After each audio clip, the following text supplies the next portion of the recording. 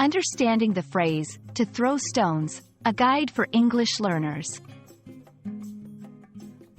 Hello and welcome to our English language learning series. Today, we're going to explore the meaning and usage of the phrase, to throw stones. This is a common phrase in English, and understanding it can really help you grasp some of the nuances of the language. So, let's dive in. To throw stones literally means throwing rocks or pebbles with your hand.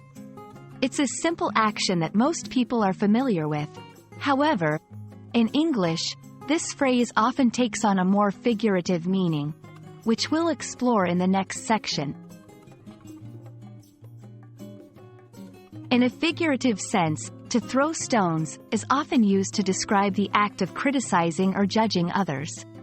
It implies that the person doing the stone throwing is ignoring their own faults or shortcomings. A common related phrase is, people who live in glass houses shouldn't throw stones, which means that one should not criticize others when they themselves are not perfect. To help you understand better, let's look at some examples. 1. He's always throwing stones at others, but he fails to see his own mistakes.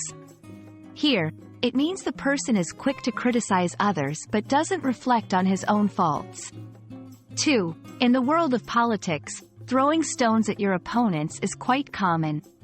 This implies that politicians often criticize each other.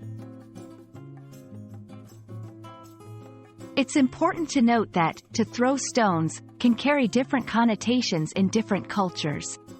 In some contexts, it might be seen as a more severe form of criticism or attack. Always consider the cultural background and the situation when using or interpreting this phrase. I hope this explanation has been helpful in understanding the phrase, to throw stones. Remember, idiomatic expressions like this are a key part of mastering English and can add a lot of color to your language skills. Happy learning, and see you in our next video.